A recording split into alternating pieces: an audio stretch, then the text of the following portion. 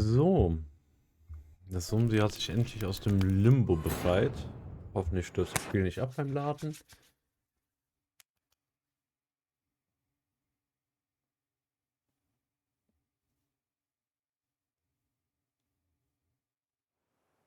Oh, es ist nicht abgestürzt.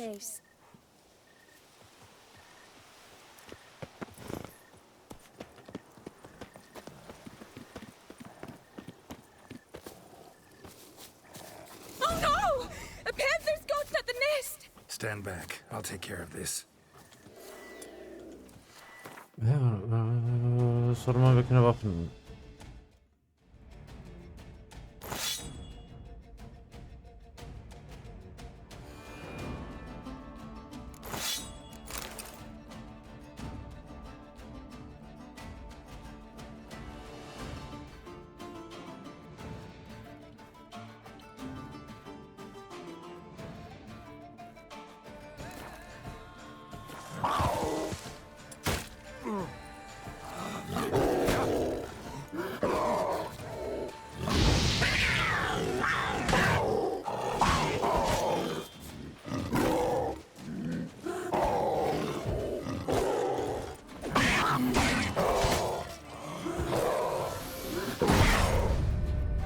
Hä?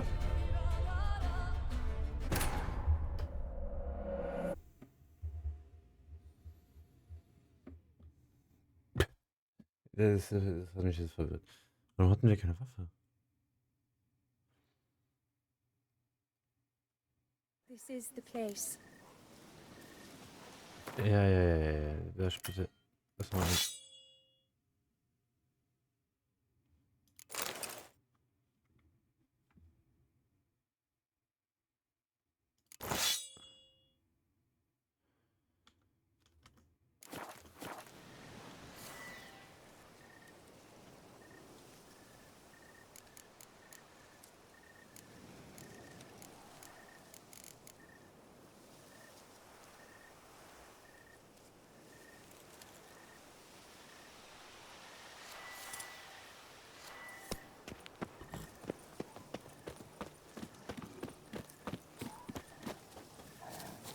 Oh no! A panther's got at the nest! So. Stand back. I'll take care of this. Alter, wie viel Schaden machst du?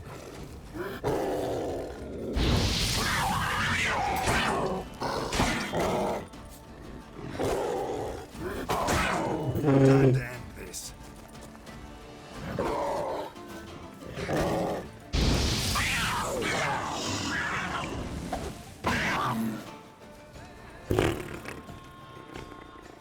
Eggs fell in a moss patch.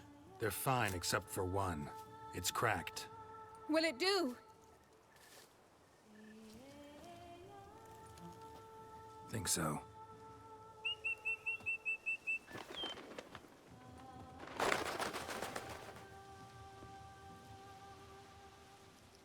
Now what must I do?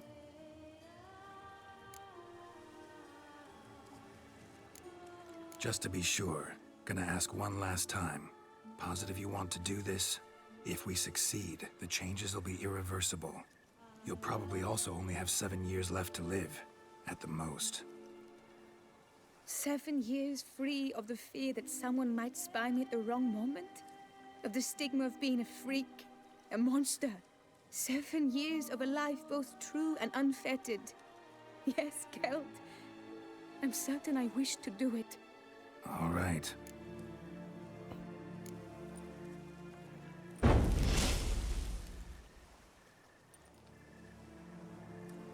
You need to concentrate now. Repeat after me. Muna Gandrau, Muna Finerat. Muna Gandrau, Muna Finerat. Muna Gandrau, Muna Finerat.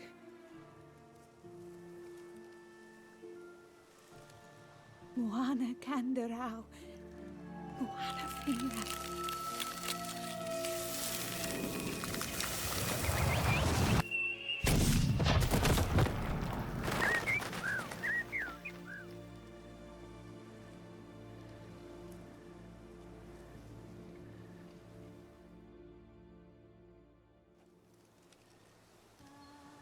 Damn it. Geralt, look! Look! Oh, gods! I shall be able to attend balls. I shall travel to Oxenfurt, to Novigrad even. Thank you, Witcher. Ought to thank Guillaume. He's the one hired me to help you. Yes, I'm grateful to him as well, immensely. Will you tell him so for me? Should tell him yourself, don't you think? Perhaps I should, but I would prefer not to.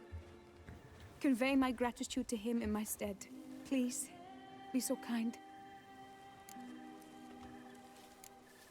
Sure, I'll tell him. Farewell, Vivian. Yay, wir haben ihm geholfen.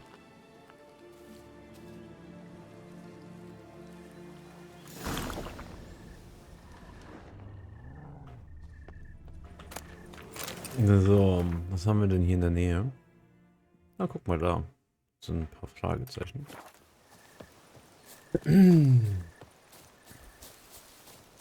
Ja, dann checken wir die doch mal aus.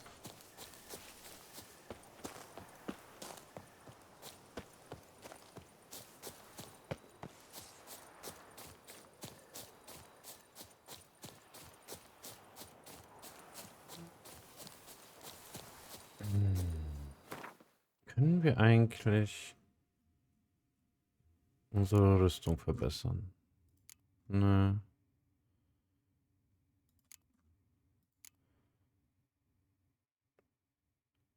Grandmaster Manticore.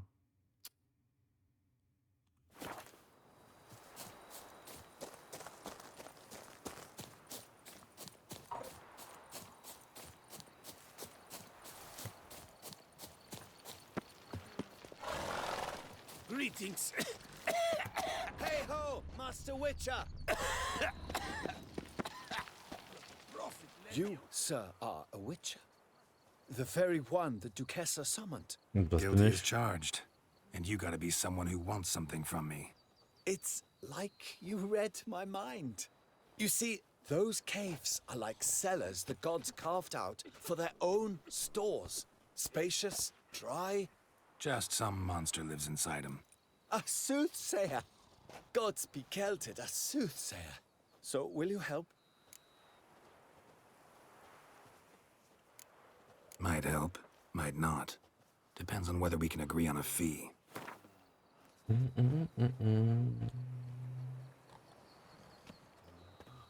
Good. Yes, so be it. Ja. Sure, I'll see to it. For the sizable reward I foresee you giving me.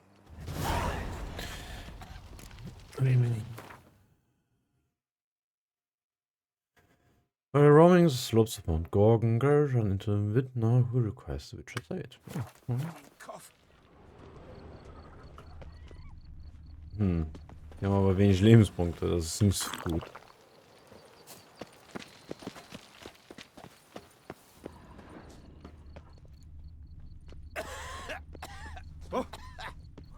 Ne?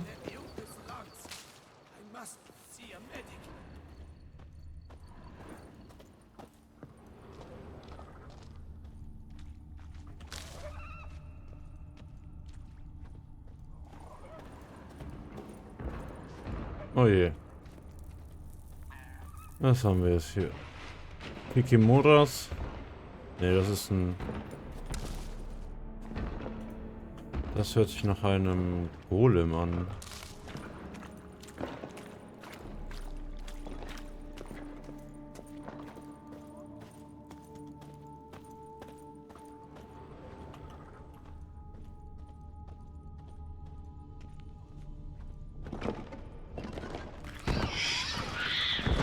Schelmer.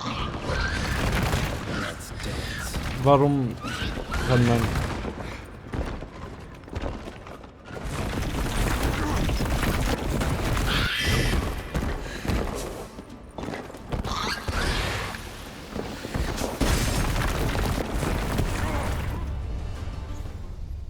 Oh je.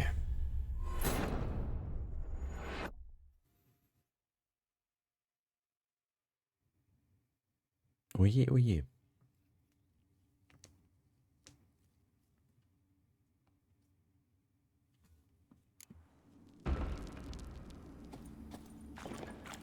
Warum rennt Geralt nicht?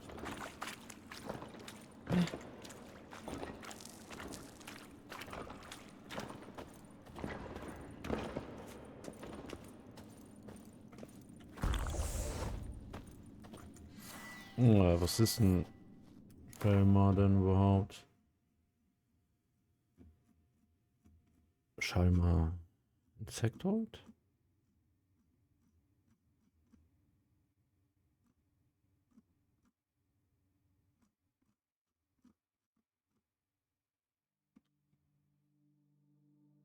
Schalmer ist ein Relikt. Gladiators gladiator fights in massive arenas are a popular form of entertainment. In Nilfgaard, usually the fighters are slaves specially trained for this purpose, yet at times the arena masters pit humans against monsters. The Shalma Garrett had to fight in the tourney grounds was a present from the Emperor to his relative, Duchess Anna Henrietta. It had been caught while young and prepared for its ultimate purpose by Nilfgaardian trainers. That does not mean it was tame. However, in fact, its wildness and inborn ferocity had not been dulled one whit. Like all creatures of its species, it was blind but could unerringly pinpoint its opponent's location using echolocation. The Shammer had thick armor and impenetrable skin. It could also roll into a ball and charge its opponents. Its underbelly, however, was relatively vulnerable and became exposed when its charge failed. In the end, though the fight was long and difficult, Geralt defeated the Shammer, and when the Duchess called from the stands for him to finish the beast off, he refused to kill the creature, not wanting to take a life merely to amuse the crowd. Relic oil, summum art, okay. The earth innards are home to mighty, strange, and fearsome beasts. Were they ever to decide to ramble up to the surface, we will be gutted the very first day of the invasion. Ramus Venderats Mahakam Formen. Shamars spent most of their lives deep underground, having no contact with the world up above. At times, however, a Shamar will dig its way to the surface and devour any man within its reach. Some Shamars also burrow tunnels close to the surface, collapsing buildings and causing tremors in the process. Since Shamars are blind, they find their way by sensing vibrations and listening for sound. Thus, the best tactic when fighting such monsters is to hurl something heavy or noisy against a nearby boulder or wall. Then pray silently that the beast will roll towards the sound and knocks himself out upon striking onto the obstacle. Ach so, okay, dann weiß ich schon, was wir machen können, wenn das in dem Spiel funktioniert.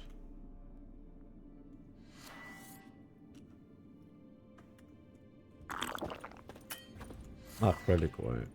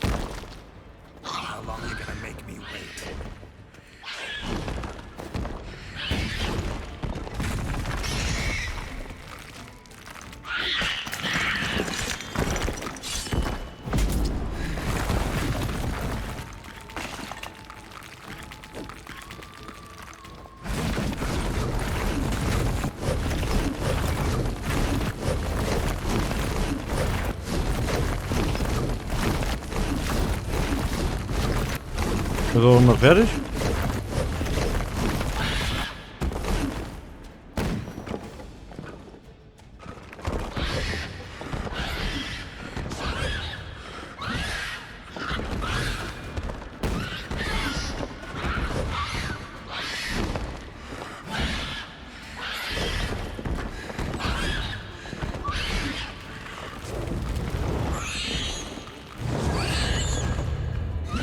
Oh!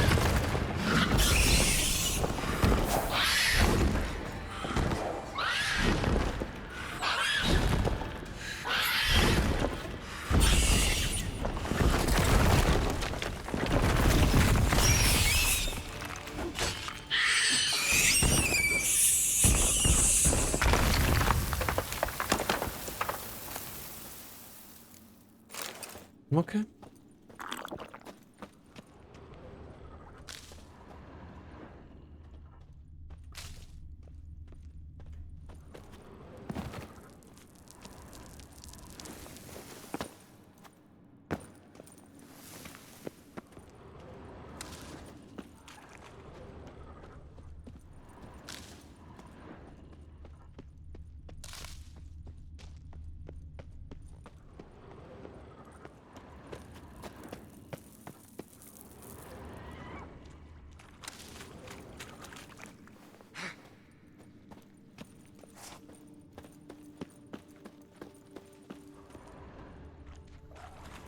Also ich hoffe, Geralt bewegt sich jetzt wieder normal. Okay. So? Well, Problem solved. Shaelmar that lived in the cave won't pester you anymore. superb!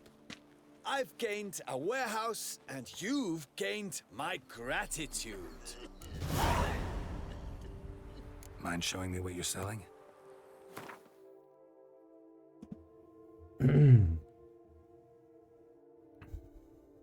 Okay. See you later.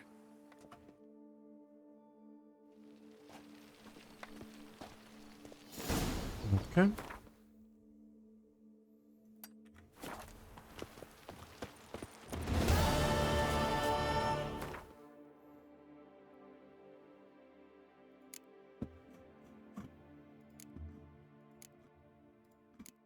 Also, ich habe schon wieder vergessen, wie die Quest hieß. Duchess Crest.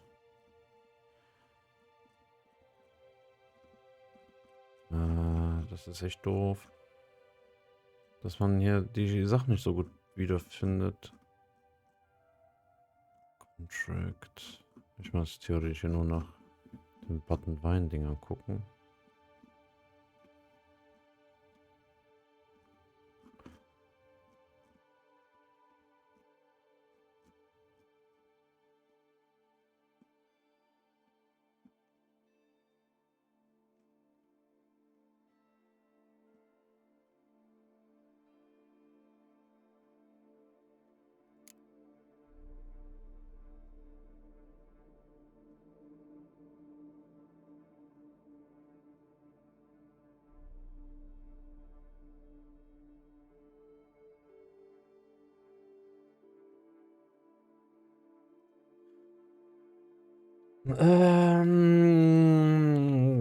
Our hero plunged into the depths of the cave, which proved to be the Shameless Lehrgeld through the beast, a feat for which a reward awaited.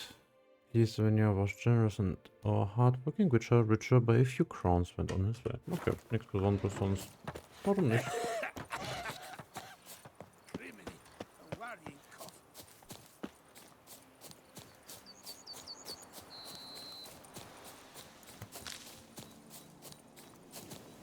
Oh, was haben wir hier? Harpien? Show me what you got. Harpien.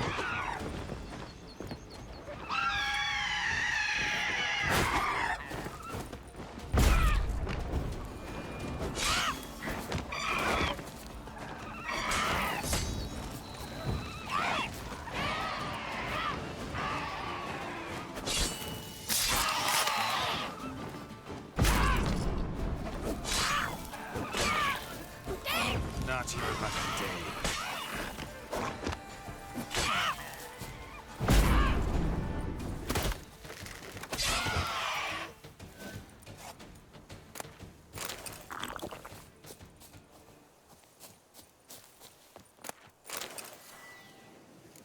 Ihr seid Hybrids. Oder seid, was heißt die Cursed?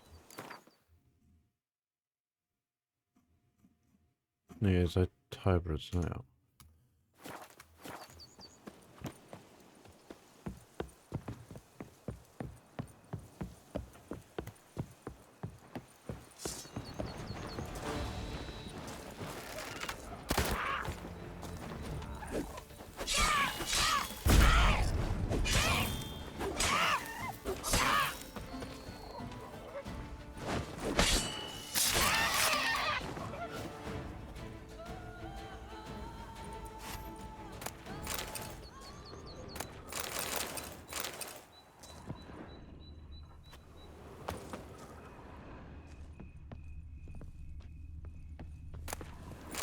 Gib mir den Stuff.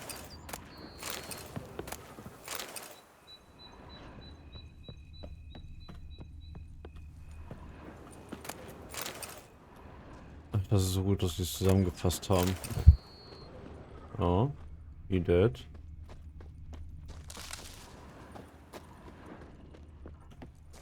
Locked. Auch locked.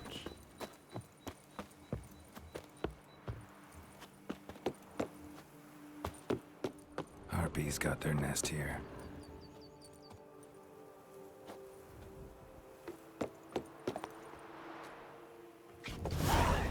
Boom. Oh. Sammel Notes. Father's hounding me to do some chores again. With all his nagging, I shall never finish my ingenious mechanism. At least Mumsy supports me and lend me her mirror. Along with the two others I bought with my savings, I will be able to tell whether the device I have invented will indeed work.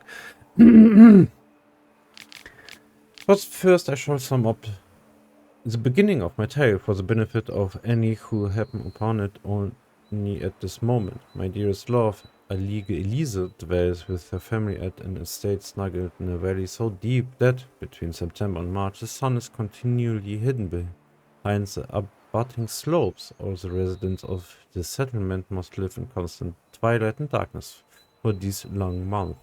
Yet soon, this perennial torture will be but a dark memory.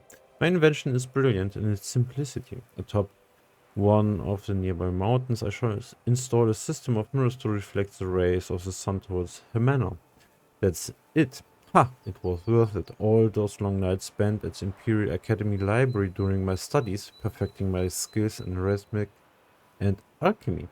I would like to test my discovery today, but Father keeps shouting that my contraption will only attract a few feeble-minded magpies to doo-doo all over a boat, or even worse, bring in a flock of harpies. But he's always got a problem with everything. I will wait until he leaves for town, then set up my mirrors in the flesh.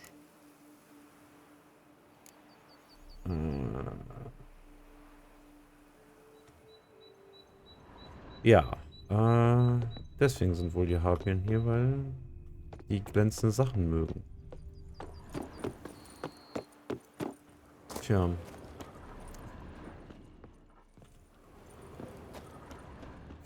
Deswegen sind die ganzen Spiegel hier. Ich meine, sehr lieb von dem, dass er es übrig überlegt hat, aber He dead.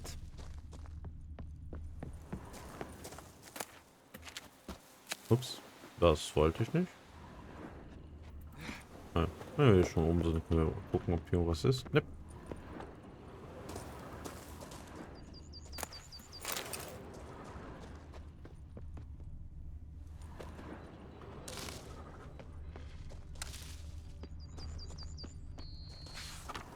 In accordance with Article 161 of the Ducal Code, the Attorney General for the City of Beauclair has designated a reward to be given to whoever shall bring before the court one Luth, son of Mark, alias Halfbreed, or else provide proof of his passing. Oh, ich höre da irgendwas.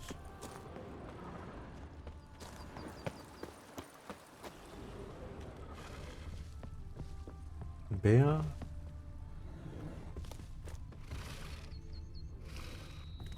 Ist nur ein Bär? Das ist nur ein Bär, oder? Oder ein Wildschwein? Ich glaube aber ein Bär. So. Achso, da ist auch noch direkt was. Ja, dann machen wir das auch noch. Und dann gehen wir mal zu dem Ritter zurück, der uns den Auftrag gegeben hat. Ja, das ist ein Bär. Ja, dann chillen wir mal da.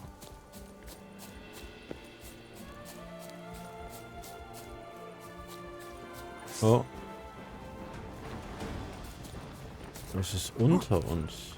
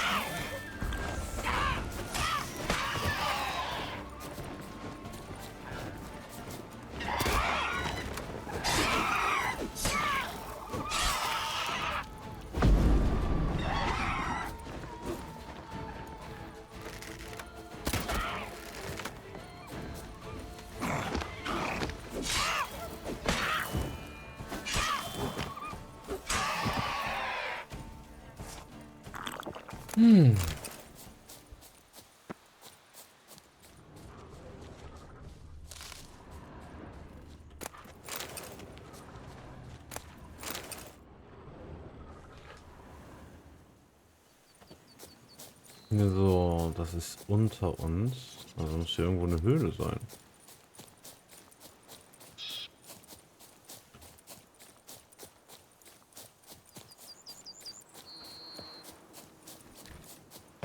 Hm.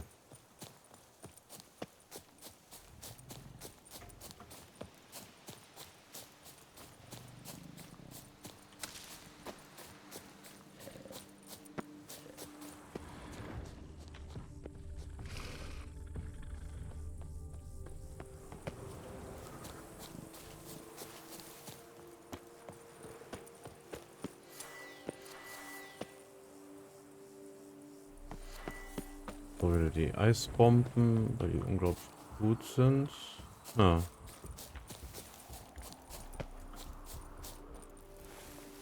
Ist hier irgendwo ein Höhleneingang? Wird aber nicht. Nee, so weit, so groß sind die Höhlen nicht, oder?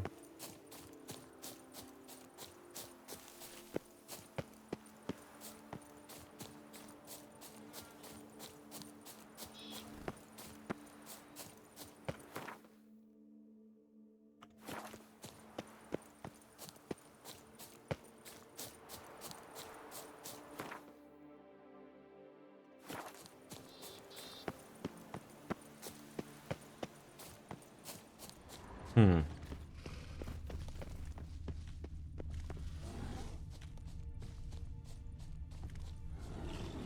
Ja? Nee. So, keine Ahnung.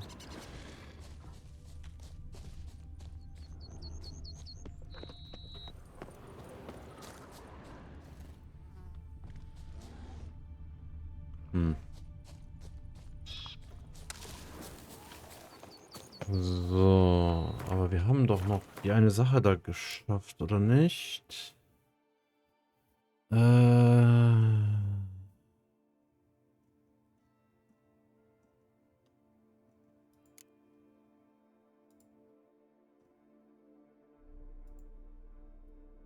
Da.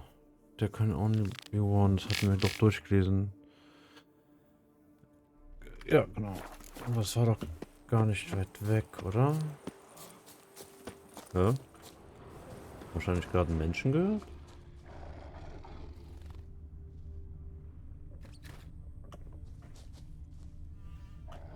Hm.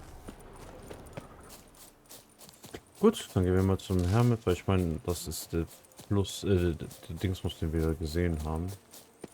In der Nähe.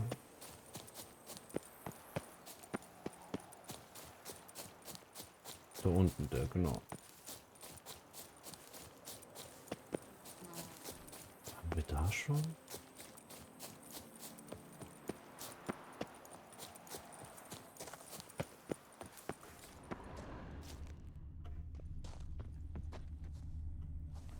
Wahrscheinlich, weil dann hätte ich alles geklaut.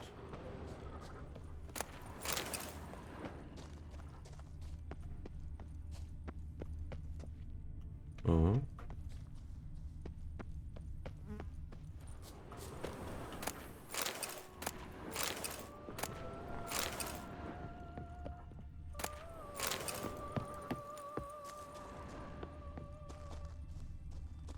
Hm.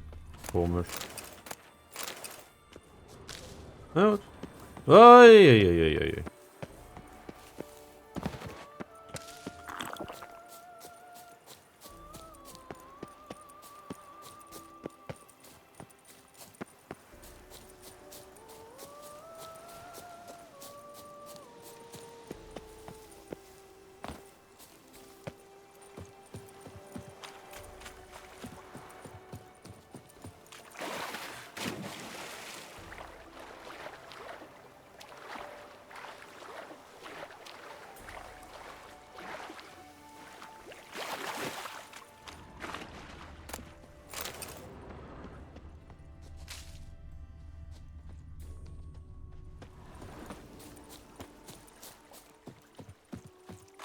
Ach ja.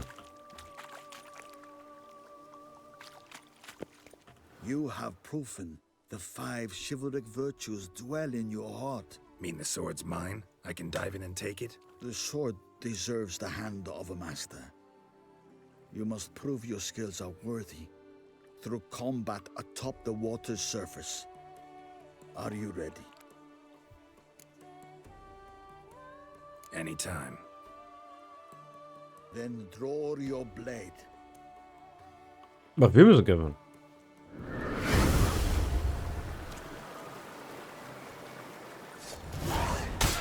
This, my favorite part of the test.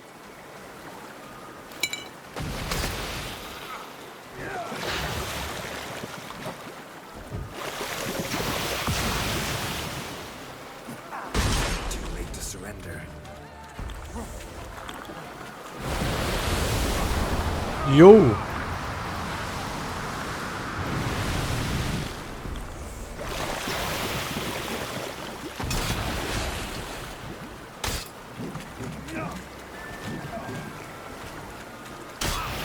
This is the last test. You must show what you're made of.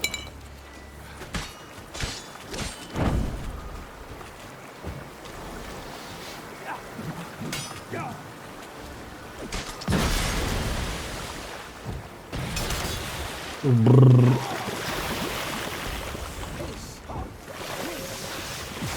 favorite part of the test.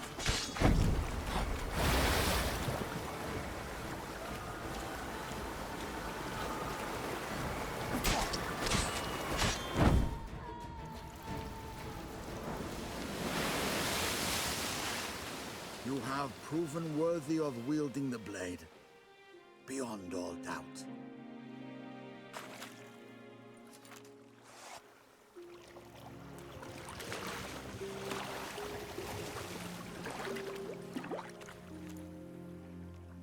Okay, cool.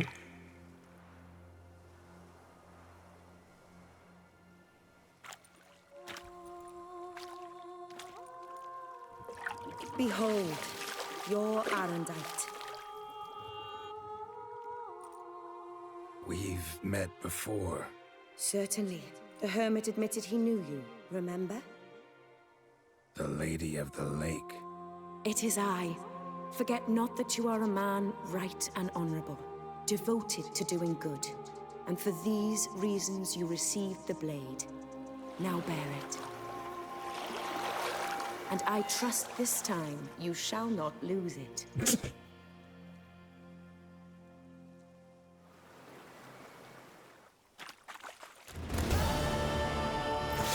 wonderful.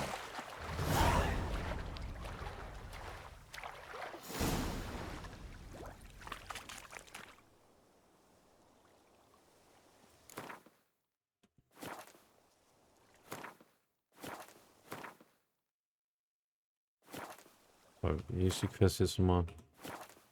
Ah, was denn? P. Nee. L. Nee, L war Alchemie. B ist Bestiary. V macht gar nichts. C auch nicht. U? O? P. Ich weiß, dass es einen Knopf gibt, direkt.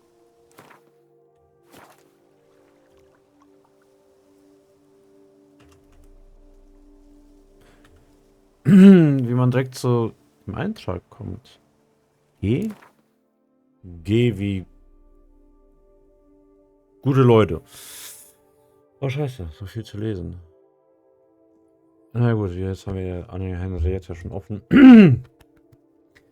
If this world has ever known a ruler who enjoyed the absolute admiration of her subjects without the need of systematic repression or particularly cruel hangman, it was without a doubt the sovereign of Toussaint, Duchess Anna Henrietta, called Anarietta by those who knew her well. She was the widow of the late lamented Duke Raymond and one-time lover of a very famous and talented artist who would prefer to remain anonymous. Dandelion?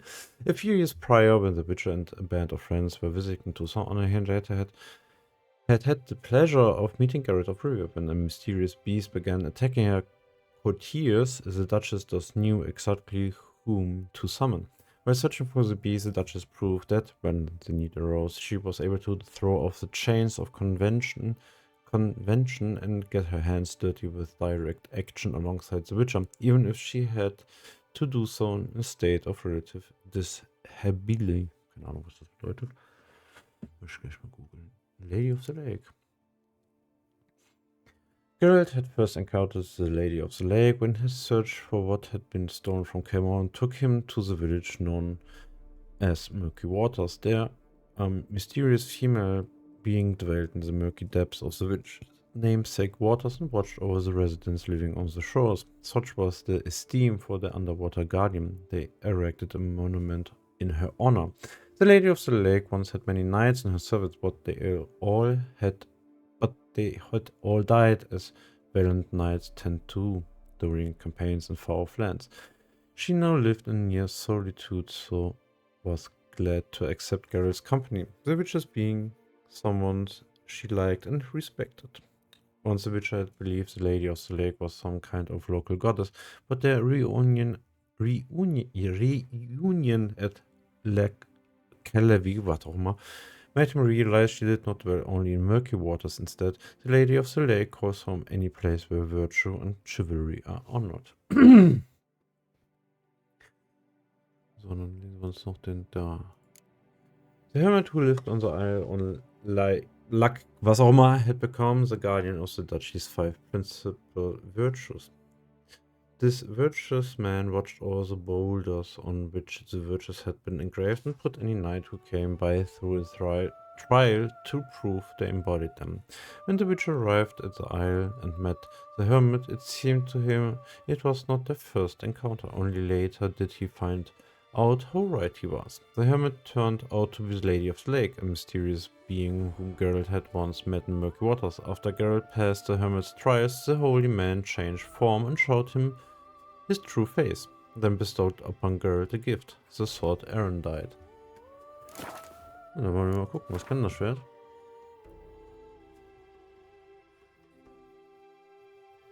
Erendite. Okay, das ist sehr viel stärker als unser Schwert. Each blow generates charges which increase sword damage by 10%. Charges are lost over time or when receiving damage. A fully charged sword always deals critical hit damage. Killing a foe with a fully loaded sword will expand its charge to permanently increase the weapon's damage. Damage is increased by 0 to a maximum of 10, increasing along with your character level. Okay. Ja. Das ist ja cool. Das hat ja sogar Wölfe dran. Hey. Cool. Zeig mal das Schwert. Cool. Hat sich ja richtig gelohnt. So, genau, ich wollte noch die Quest lesen, aber keine Ahnung, wo die... Wird die ganz nach unten gesetzt? Nö.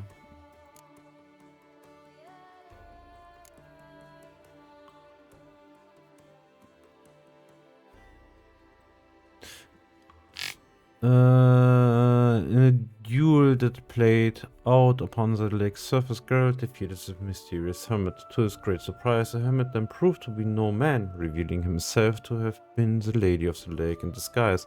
Geralt had met the lady some time past along his path. The Lady of the Lake bestowed upon him the legendary blade called Erendite. Okay, ich muss gucken, dass ich diese Dinger alle am Ende lese und nicht mal zwischendurch. Wo bist du denn da hinten?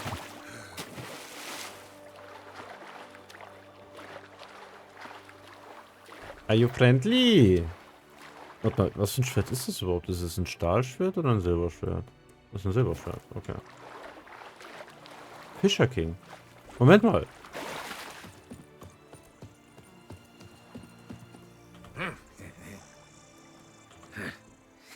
Ist das nicht der aus dem ersten Teil? Der nicht reden will? Der aber reden kann? Moment.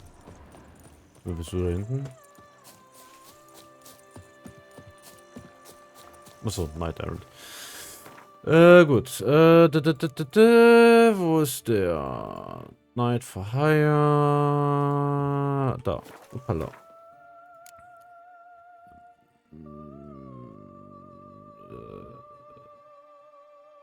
Ne, scheiße, wo ist denn das jetzt? Da. Warble Knight Smitten bei irgendwas. Haben wir hier irgendwann eine Reiseding? Ja, da. Okay.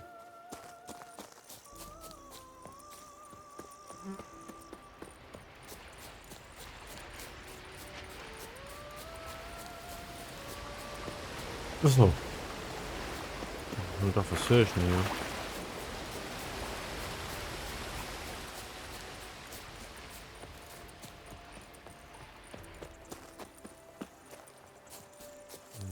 Boing.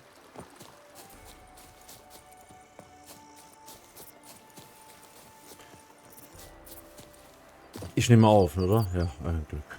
Das ist gut gewesen.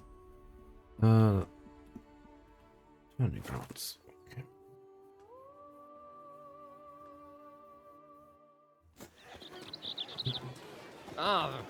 Entschuldigung. Accent free!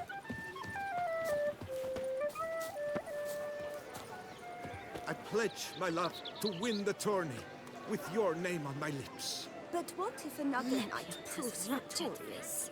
Many a valiant man has entered the list this year.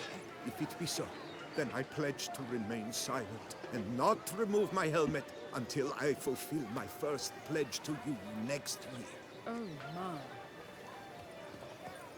It is right and fitting, Witcher, that the Duchessa summoned and you came.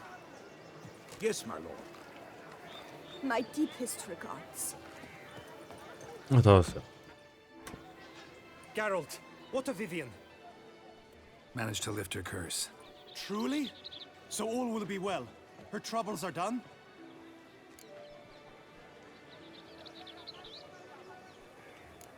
Asked me to give you a message. Said she's grateful. Thanks to you, she can live a normal life. Good, good. But how does she fare?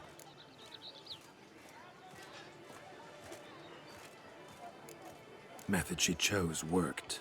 Thing is, she might only live for a few years more. 7 or so, most likely. Though I could be wrong. You had better be. You failed me, Witcher. I placed my trust in you and... It was Vivian's decision. Wanted to do it her way. Can't blame me for that. Got this bard friend. Philosopher too, I guess. Amateur. He'd say, if you love somebody, set them free. Do you know what, Geralt? You earned your reward, so take it. But keep your advice to yourself. Adieu. Fuck you.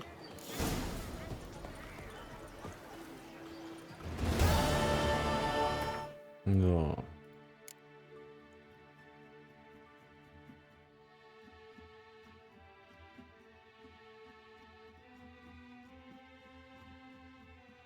Oh, es ist nervig. Die Quests. Es gibt keinen Filter, ne? Ach, das ist doch kacke.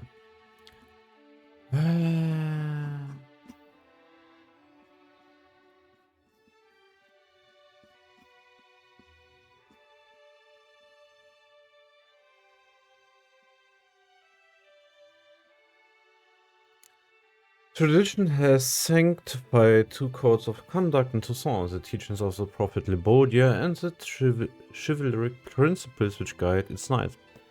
These latter call for young men to prove their abilities through feats of daring during tourneys. On one such night, Galum sought to stand out from the rest by fighting a Shelma and was injured as a result.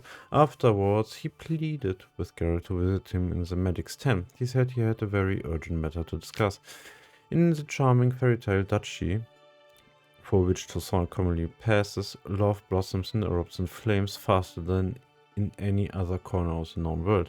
I know what I say, for I too experienced my share of beautiful, passionate moments there, with the painfully lovely Duchess Anarietta, no less. But to return to Geralt's adventures, he agreed to assist a young knight with his troubles in relation to a striking young lady in waiting named Vivienne. The youth, lacking experience in love's games, its ruses and deceits, was feverish and suspected that the lofty and inaccessible object of his love might have fallen victim to an evil spell. Wishing to help the youth get to the bottom of the matter, the Witcher agreed to enter the lists and take part in the tourney assorted challenges. In observance of tradition, the Witcher had to reveal a name to take part in the tourney. He chose the immensely original moniker Geralt of Rivia. While playing knight, Geralt did not dare neglect his witchery duties. He spied on Vivienne and followed her to a forest glade where he discovered her secret. The woman had been cursed while still in her mother's womb. Touched by moonlight, she transformed into a bird. Geralt offered to help her to lift the curse that held her. Yet he warned Vivienne that the ritual to break the spell could have dire consequences. Geralt performed a ritual aimed at reversing the curse that held Vivienne. He had warned her beforehand that it could result in shortening her remaining life to but a handful of years. The number lived on average by an aureole, the egg of which the Witcher used during the ritual. Vivienne had acknowledged this possible consequence and stated that she would be grateful to Geralt, for it was through his efforts that she could finally taste a normal life, unfettered by the need to conceal the defect. Oh. So, dann gucken wir mal. Wir könnten das weitermachen.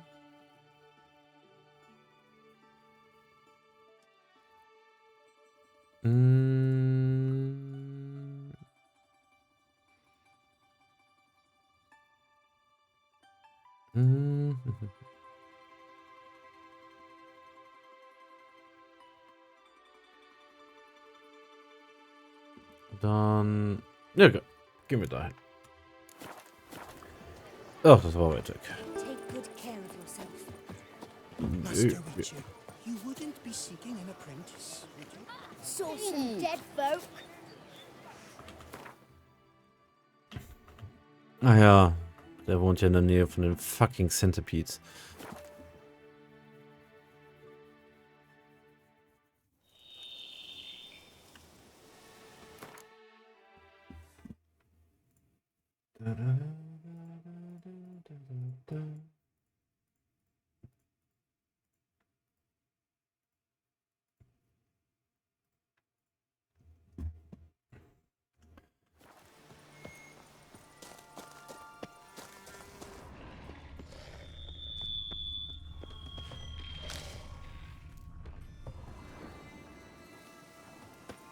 Mal gucken, ist die Kamera... Achso. Klopf, klopf. Regis! Damn it. Locked. No way I got the place wrong. This is it. Gotta be another way in around here.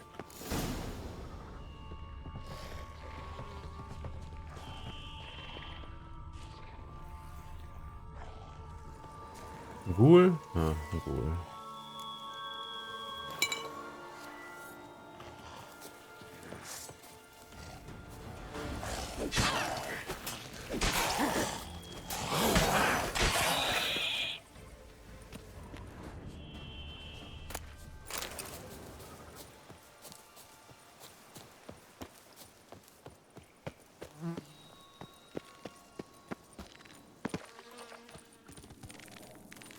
Kikimoras. Insectoid.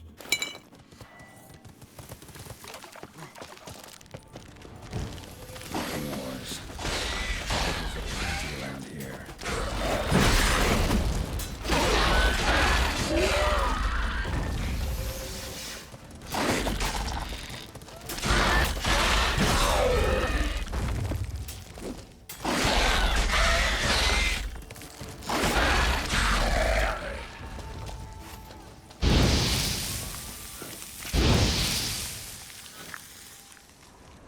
Some stench. Kimura Discharge. Oh. Decaying bones. Kikimores must have tunneled into the grave.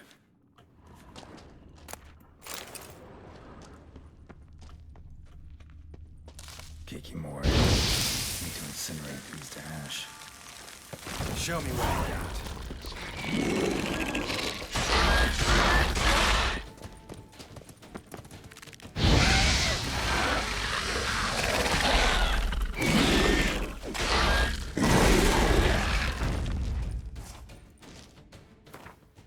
Dass ich jetzt schon Schaden dazu bekommen?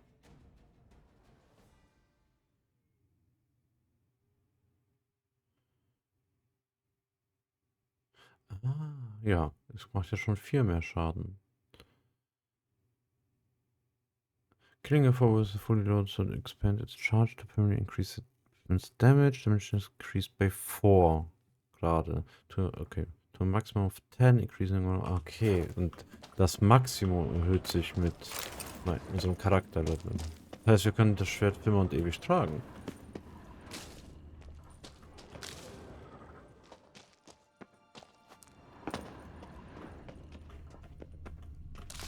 Cool.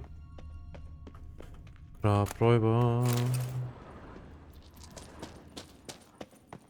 The hell in his eye. Ought to use it. Interesting. Aha.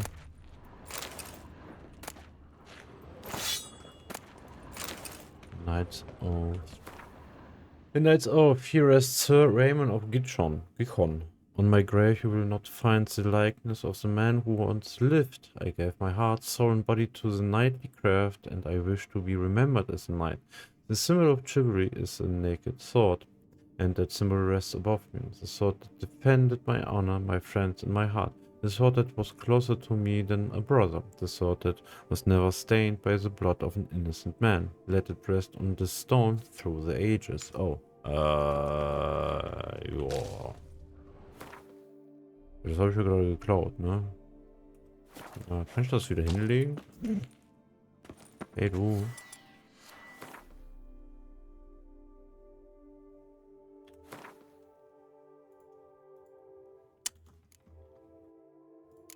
Hä? Wo? Bleib mal da liegen.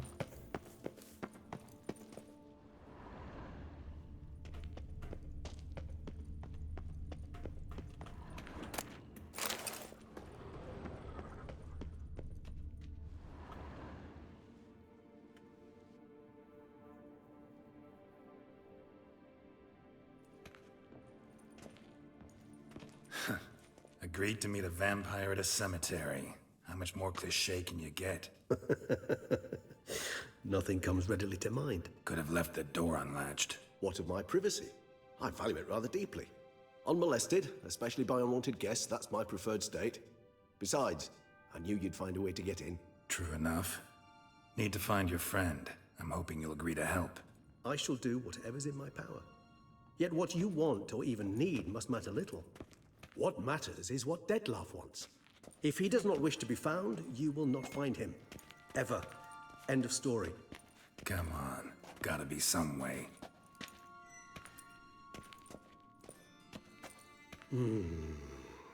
Vampires can evade detection by the senses, and no divination magic works on us. Even the most precise megascope would be useless. And this? Could this help? Wherever did you get that? Off one of the beast's victims, found by a bend in the river. Body was chopped in pieces. 3 of those pieces were hands. Hand with the ring seemed the odd one out. Abruxa had taken an interest in it.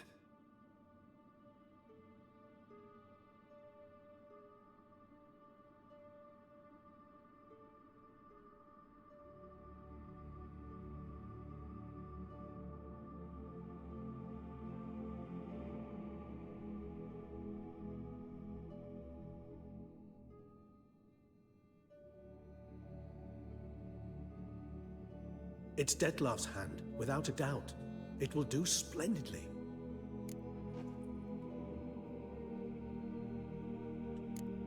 Ring's pretty intriguing. Made of no metal I've ever seen. And the ornamentation. It comes from our home, where we lived before the conjunction of spheres. It's actually mine. I received it from a dear old friend. You might call him a humanist.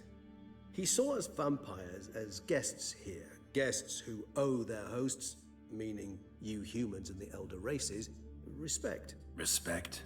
Meaning not to treat us like cattle to be slaughtered for food? Precisely. And the reason why I, in turn, gave it to Detlef.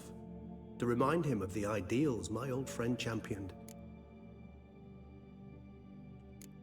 Can't you just summon Dettlaff? You're both hired vampires, there's gotta be a way. If I'm to be entirely candid, there is indeed one. But believe me, we will be better off never availing ourselves of it. It is a last resort. Absolutely. Last resort? The hell? Why? There is a being who can summon Dettlaff. Possesses the authority, even the power, to force him to appear in a given place. But the very act of contacting this being, well, it's akin to walking a slack line extended over a chasm filled with molten lava. An exercise as perilous to me as it would be to you. A risk I'm unwilling to take. I beg you, let's do it my way. It will be both quicker and easier. Okay. The hand. What do you plan to do with it? You've heard of Kovinaris' theory of tissue memory retention. Rings a distant bell. Read about it in Alchemia Oblitera. There's a copy at Kaer Morhen, tattered, nearly disintegrated. But if memory serves, Kovinaris never managed to prove it worked. He did prove it, just never managed to publish his findings. He and I corresponded, you see, after we became friends. Thus, I know he completed his research and performed the first tests. It's complicated, so without delving into details, it is possible to use any piece of tissue to reconstruct what a whole body experienced. How's it work? We need any special equipment? We must brew a decoction which Kovinaris gave a rather poetic name, resonance. Once imbibed, it sends one into a trance similar to that induced by narcotics. This triggers visions of events linked to strong emotions experienced by the tissue's owner. Picture it as dreaming a fragment of someone's life. Any chance we might see what Dettlaff was doing just before he lost his hand? Indeed. Though I also hope resonance will reveal the location of Dettlaff's hideout. Kovinaris spent half his life proving his theory. Wild guess. Making a dose of resonance won't be easy. You guessed correctly. In addition to Dettlaff's tissue, we shall need a powerful occipital lobe stimulant. Effectively a poison, to make one susceptible to visions. Well, got a few ingredients to choose from. Unfortunately, all are pretty rare. There's Mamoon glands, but closest ones I know of are in Vizima. A spotted white saliva would also serve, but they were cold to extinction over a century ago. Could go with a kobold's eyes, but the creatures are sentient. Rather not gouge one's eyes out. Given that we lack the time to sleuth this out ourselves, permit me to summon some help.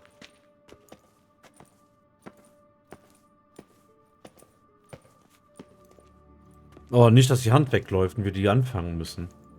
Da.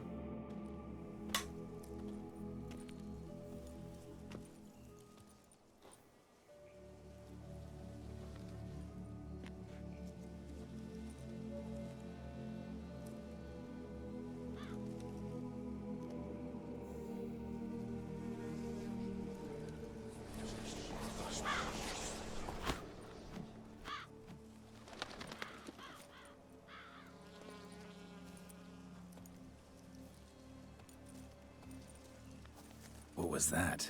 A raven? Rather a common sight at this latitude. Very intelligent fowl. I asked him to look for the creatures you mentioned. Him and his brethren. Perhaps they'll find one in the area, and I would hazard that a flock of ravens will spy any said creature faster than a solitary witcher would. With all due respect to your skills, my friend. It will take them some time, nonetheless. So, perhaps you'd care for a snifter of mandrake.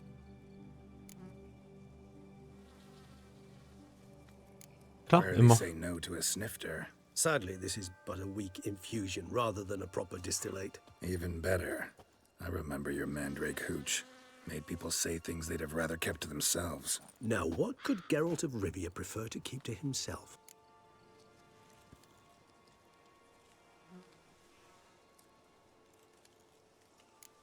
So, think you've set a nice little trap for me? Sorry. Wanna get me to confess? Gonna have to try harder. I love a challenge.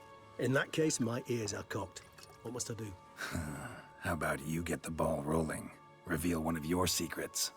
Vampires, intriguing creatures, must lead fascinating lives. Anything in particular interest you?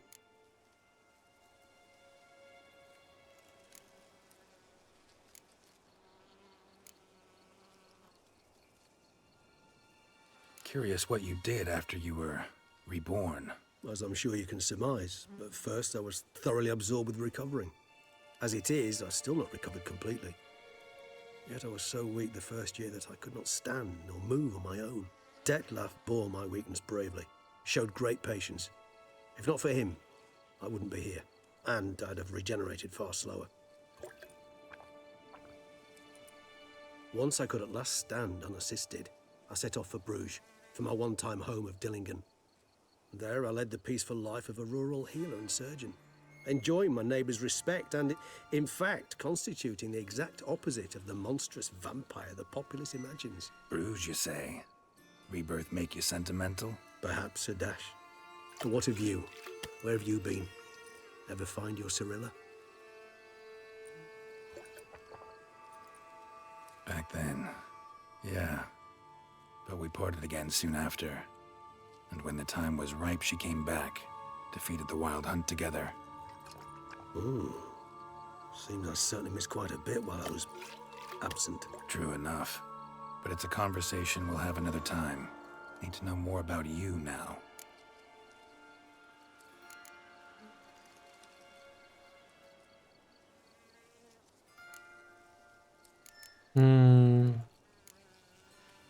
Always fascinated me the way vampires can regenerate. A hand growing back is one thing, but Detlef recreating you out of a wet smear? Something else entirely. A difficult and laborious process, but one that's possible, as my presence proves. But I've heard you too had quite the adventure. They say you lost your memory. For a bit, but Triss helped me get it back. Actually, pretty damn lucky I only had amnesia. Yes, you humans are rather buggered in those terms. To strip you of life is, well, it's just plain easy. I've always pitied you in that regard. We vampires are much harder nuts to crack. If a member of another race kills one of us, we can be reborn with a living higher vampire's help. However, if one of our own strikes the deadly blow, death is permanent. There can be no rebirth. One of the chief reasons why vampires long ago swore never to fight one another. Got a new life, a new body. That give you a new start? Blank slate? Starting all anew is a very broad concept. What exactly do you mean? Your blood addiction, say. Wondering if your body's the same, if it still remembers. Maybe if you drank now, you wouldn't get hooked. All addictions are a form of slavery. Re-addiction's not a risk I'm willing to take, just to test a hypothesis about corporeal regeneration and whether propensities carry over. Fair enough. Curiosity, that's all. Sorry. Not to worry, Geralt. Curiosity's a natural reaction under the circumstances, apart from which I've always valued that trait in you. Gotta ask you the big question. One everyone wonders about. What happens after death? You wish me to tell you if the human belief in the gods is well-founded? Well, that I do not know. We vampires differ exceedingly from you humans. Our matter, that of which we are composed, can exist without form. We require neither a heart, nor a brain, nor air to breathe. But were you dead? As humans understand death, yes. Feel anything? Understand anything? It's rather hard to explain. I felt something very unsettling. Something I cannot even name, for I did no reasoning. Only after rebirth did I begin to understand that what I had felt was cold and unimaginable fear. If not for Detlef, I might have drowned in an eternity of icy terror. Can't have been alive then. Sheesh, experience like that must be vicious. Indeed, it's hard to compare to anything I know. Yet you are aware we don't see death as you do. The way you cling to life, we find it entirely peculiar. You are mortals, ergo it's a foregone conclusion. You will die. It's but a question of time. Thus, I often find myself wondering why you try so very hard. To die at 20 years, 40, even 100, what's the difference? They're all but the blink of an eye. Depends on your point of view. Man who's got 1,000,000 crowns to spend can't possibly understand one who's only got 20. Very true. One's outlook can indeed change much.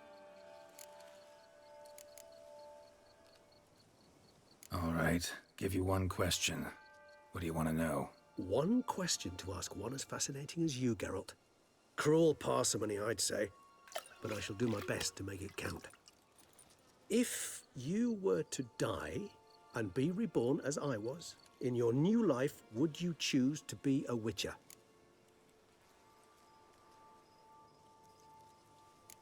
See, Regis. Doubt I'd know how to be anything else. Ever tried? See, you're determined to get an answer, to find out if I like being a witcher. Just refuse to ask directly, as always.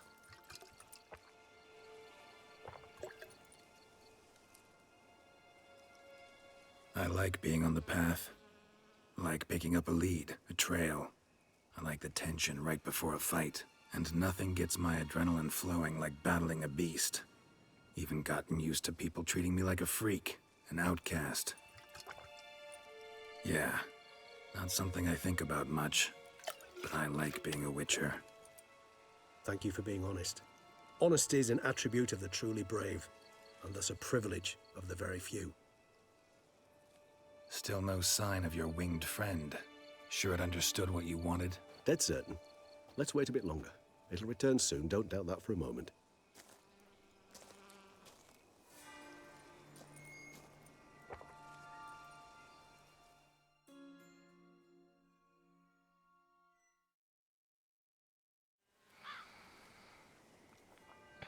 Ah, da sind sie wirklich gekommen.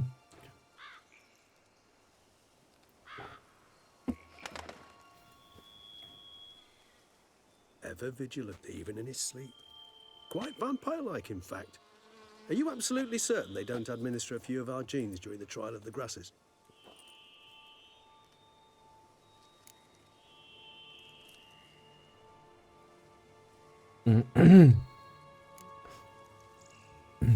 Appreciate the compliment. Got something for me? You were right. No kobolds or mamoons for miles around. Knew it. Allow me to finish. You see, there's this spotted white. It haunts an abandoned residence in the Caraberta woods. Impossible. My brethren hunted down every last spotted white before I was born. Then it seems you must revise your knowledge of spotted whites. For somehow this one managed to survive your brethren's onslaught. It seems I know this home it haunts. Recall a tale about it. Locals believe the place cursed. Perhaps that's how the white survived entirely unmolested.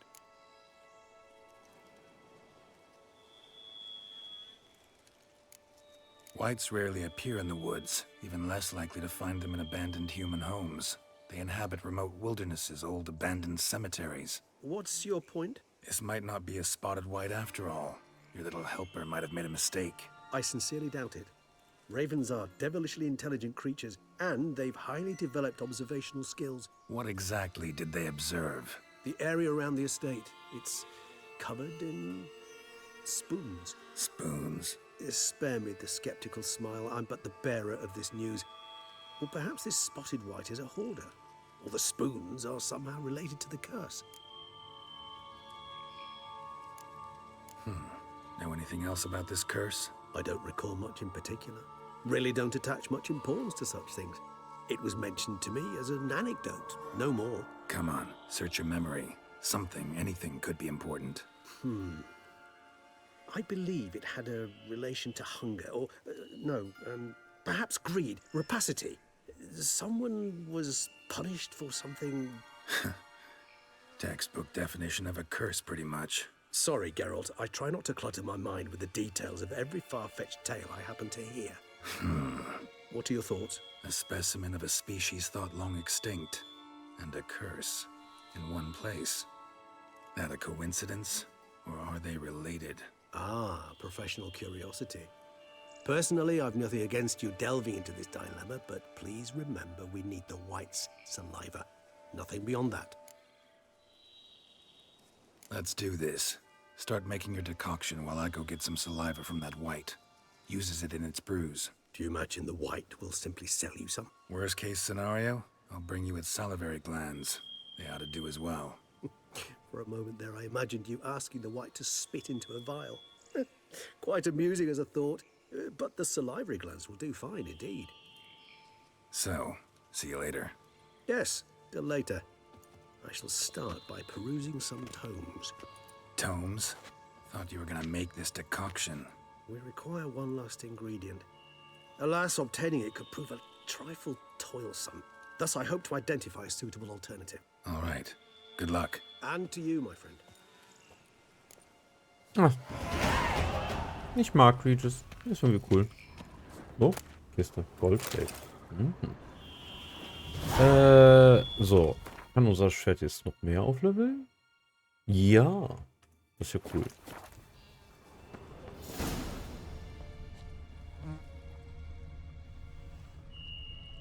Spotted Rights. Da wollen wir mal. Was sind die denn? Necrophages? Ja. Genau, ja. Whites. Rights. Spotted Whites. The best defense against Spotted Whites, stay calm and leave them alone. Fragment of the Treatise on Spotted Whites by Roderick Gilligan. Spotted Whites were a subspecies of whites which the witchers drove to extinction. They were larger than the unspotted kin and owed the names to their numerous blotches and effusions. Spotted Whites would most often dwell in derelict cemeteries and empty wildernesses, yet at times took to living in abandoned human domiciles. There they would indulge in their greatest passion, creating brews from their own emissions.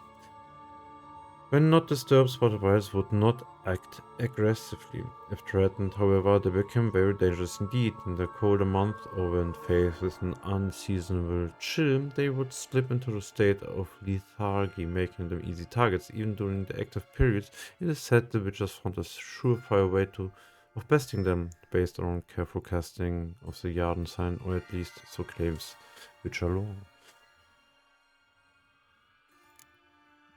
Whites, they say the dead lie quiet. I don't know about the dead, but whites certainly do. Heinrich von Grott. Though whites are ghastly in threatening appearance, one should not approach them with sword drawn or attack them unprovoked. Left alone, they present no serious danger to anyone and are far more interested in mixing noxious brews and cauldrons than in fighting. This species mainly lives around ancient burial sites, though they have also been spotted near more recently founded cemeteries and wherever mass graves can be found. Whites spend the winter months in a state of lethargy very similar to human sleep. They live strictly solitary lives. In fact, it is particularly unheard of for these creatures to appear in groups, yet when they fear their territory is threatened, and it is enough for one to step foot in a white's territory for it to feel threatened, whites transform into dangerous foes and even abandon their solitary ways to summon other monsters to their aid. Axi. Igni und Jürgen. Mhm.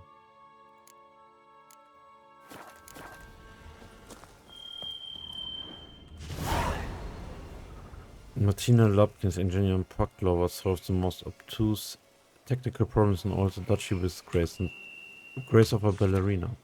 Mhm. Gut zu wissen.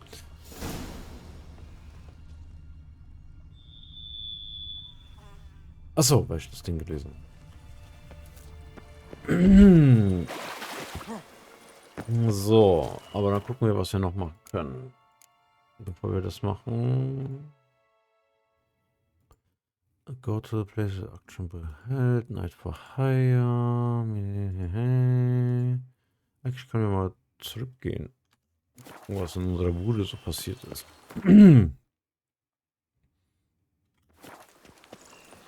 Da da da da. Da da da da. Da da da da da da da da da da. Da da da da da da. Außerdem müssen wir in unser Schwert von Geralt of Rivia noch ein paar Runen reinstecken. Wo? Da, Cabo Blanco. Damit es ein bisschen stärker wird. Da, da, da, da, da.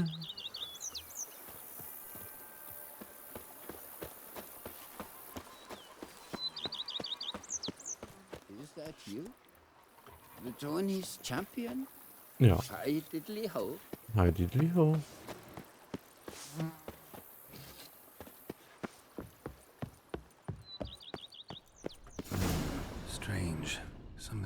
this wall, I think. So. A laboratory. Must have been an alchemist at one time.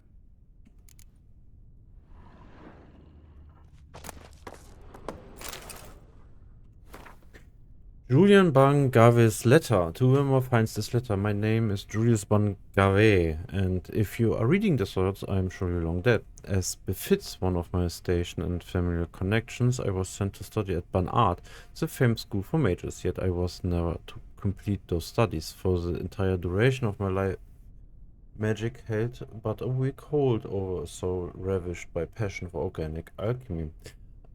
It was the most wondrous of science. I dedicated the most beautiful years of my life, and the table beside which you know must surely stand is the fruit of those labors of love. If you are a fellow lover of alchemy, I hazard to guess you will be filled with rapture to behold my discovery. If, however, that marvelous science is unknown to you, please heed my advice. Drop this letter, step away from the table, and never return. The practice of alchemy by amateurs can lead to injury and even death. If you did not drop this letter after the last paragraph, you are no stranger to alchemy. Thus I shall now reveal to you in a few brief words the fundaments of the alchemy table I designed. Meine Fresse, warum kann ich nicht reden? Leaving aside all unnecessary detail, my chief discovery consisted of a formula and tools allowing for the transmutation of mutagens taken from monsters into mutagens of the more common sort. I know this sounds highly unlikely, but I've proven with utmost certainty that this is possible. The workings of this transmutation are simple. One must simply make use of the table which I designed. As an expert in the arcane art of alchemy, you certainly already know your way around such devices. If you are but an amateur, a member of the hoi polloi who has by accident wandered into this abandoned place, back away, lest your ignorance do you grievous harm. You are surely asking yourself why I hid my discovery from the world, why I did not share my formula with the community of alchemists. Well, let us say I have forever been regarded as eccentric, aloof, and I have always believed it is pure chance and not men themselves that determine destiny. Furthermore, I have never sired offspring and have no desire to entrust my opus to a mere acquaintance. I thus concluded the best solution was to hide my table and trust that chance will, if my theory is correct, bring a man here who shall know how to make use of it, whom I shall delight, and to whom it will prove of great use. Whether I am right or wrong, time will tell. Use my gift wisely and farewell. Fare you well, Julius Bangav Alchemist. Okay.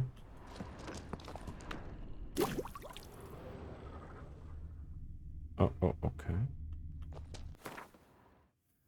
Alchemy Laboratory. In the lab, you can transfer mutagens taken from monsters into their basic version. For example, you can turn Brave mutagen and lesser grade mutagen. Okay. You can upgrade basic mutagens into the more powerful version using the alchemy panel. If you find the right formula, you can also change mutagen colors. Okay, aber wofür? Ich brauche den Bums hier nicht. Ich habe doch so viele davon.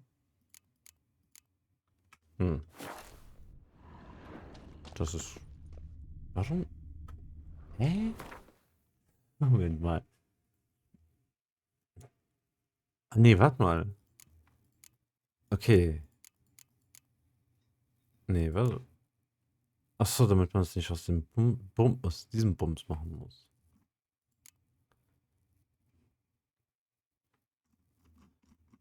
Okay, gut.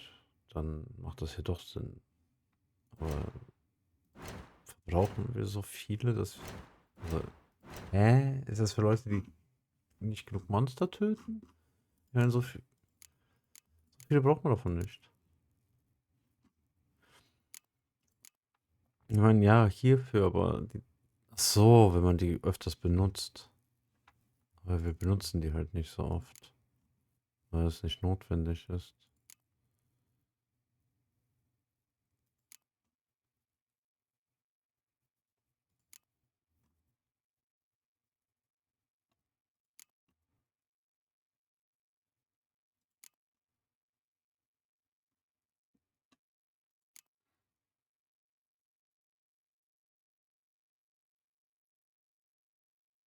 Okay, das ist nicht schlecht theoretisch.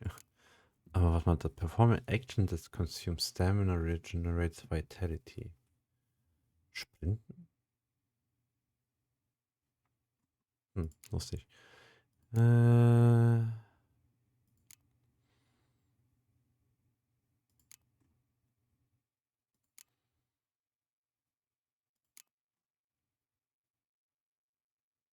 Oh, das ist ja sogar praktisch.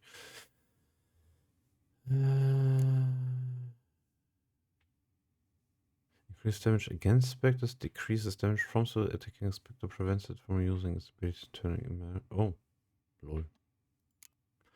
Attack power goes over the course of finds and reach maximum threshold. Oh, das ist eigentlich auch nicht schlecht. Wir haben nur nie eine Succubus getötet. Regenerates Vitality during. Oh, das ist auch nicht schlecht.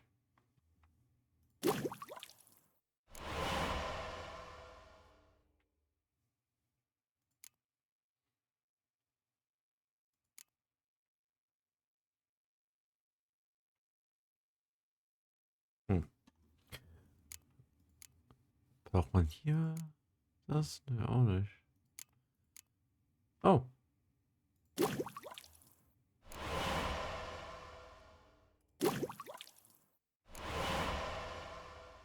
Ein Gall fehlt uns.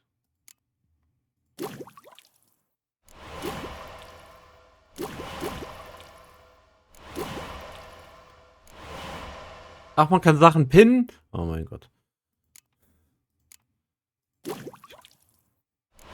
Ich glaube, wir können echt alle Tränke machen.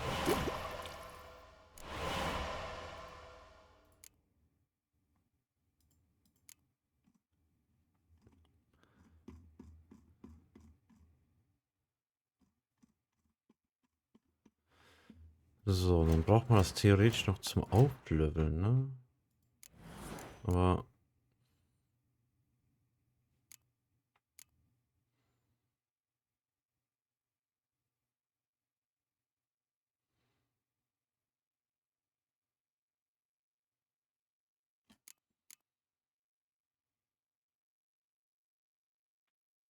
Dafür ist es gedacht. Okay, jetzt verstehe ich.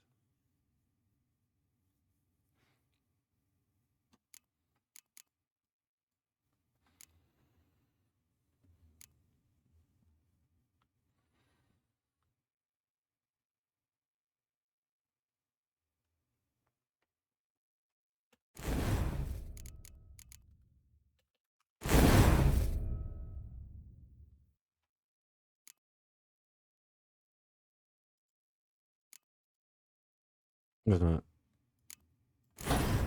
Oh.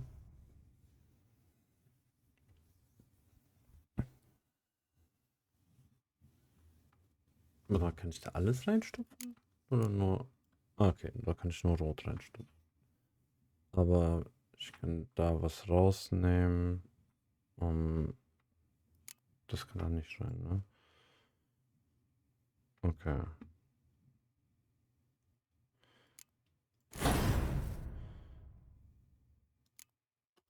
Das kann ich dann gegen...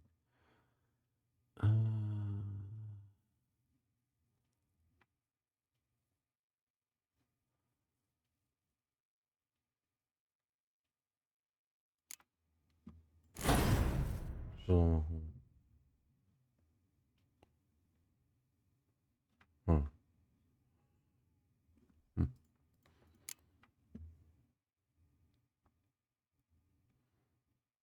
Das...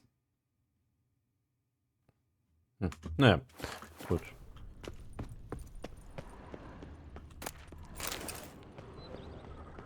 So. Ist hier noch irgendwas drin?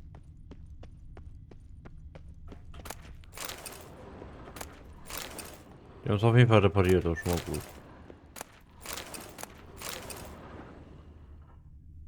Lustigerweise beklauen wir die diesmal nicht, das ist ja unser Haus. Oh, und hier haben wir gegen die Bruxer gekämpft.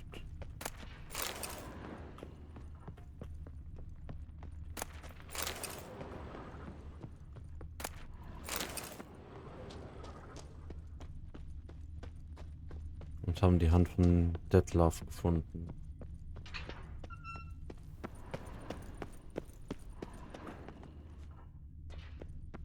Achso, da war ich schon. Wo ist unsere Kiste?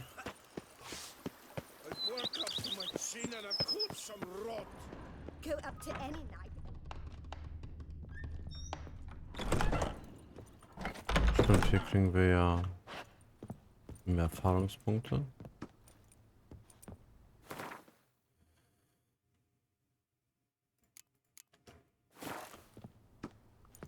Oh.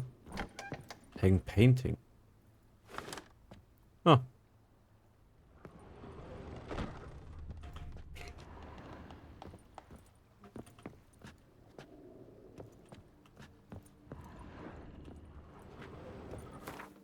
So. Also den ganzen Scheiß können wir wahrscheinlich wegschmeißen. Aber ich will die Waffenruhen haben. Die Runden sind für Schwerter, ne? Chance to... diese Symbole sind echt nicht cool. So, Blitze will ich haben. Dann gib mir das da. Eigentlich sollten wir echt überall die reintun, ne? Moment mal. Wir müssen noch mal gucken, ob wir die eigentlich besser machen können. Igni. Intensity. Dafür müssen wir jetzt so einen Schmiede. Art. Das ist alles nur für die Dinger selber, ne? Ja, das müssen wir mal... Vielleicht mal einen Angriff nehmen. Die Gegner sind doch schon ein bisschen stärker. Ist es...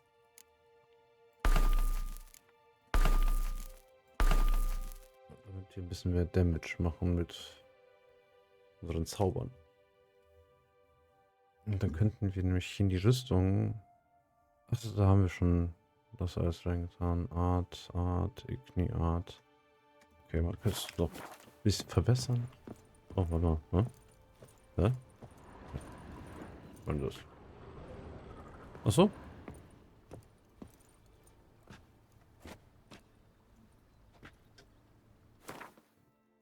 Hä? Was?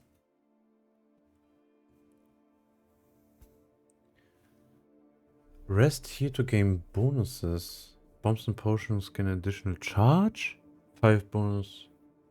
Maximum weit. Okay. Oh, cool. Das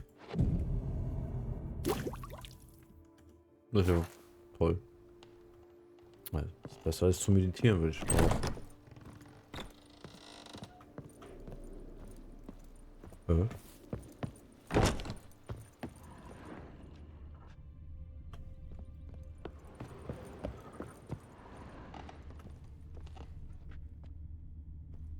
Ja.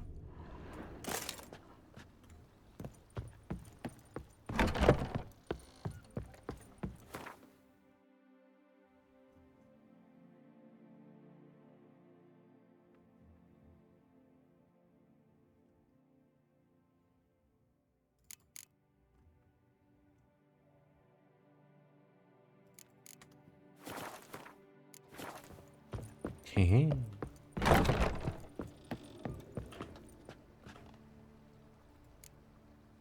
Ach, wir können auch die Hose dran machen. Und die Handschuhe. Und die Schuhe. Ach, wir hätten alles dran machen können.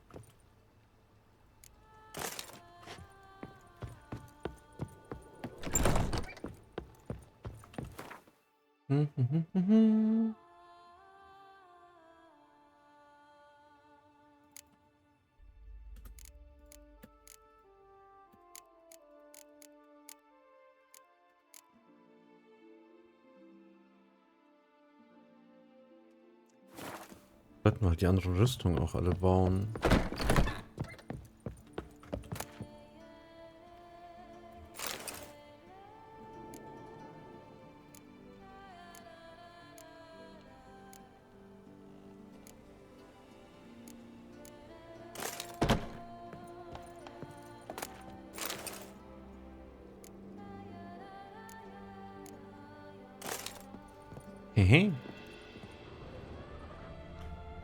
Wo kriegt man denn die ganzen Bilder her?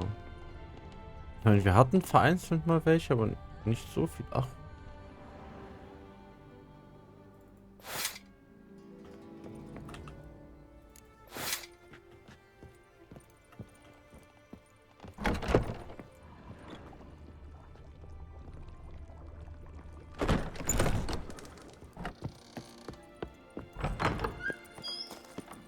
So. Jetzt haben wir die Dinger hier auch. Cool. Voll gebufft. If my lips don't stink of wine, my wife won't know they're mine. Okay. Du bist deine Frau erkennt dich nur, weil du ein Säufer bist, oder was? Gut, wie es weitergeht, sehen wir in der nächsten Folge. Ich wünsche dir einen schönen guten Morgen, schönen guten Tag oder schönen guten Abend. Abhängig davon, wenn ihr den Song guckt. Tschüssi, irgendwie.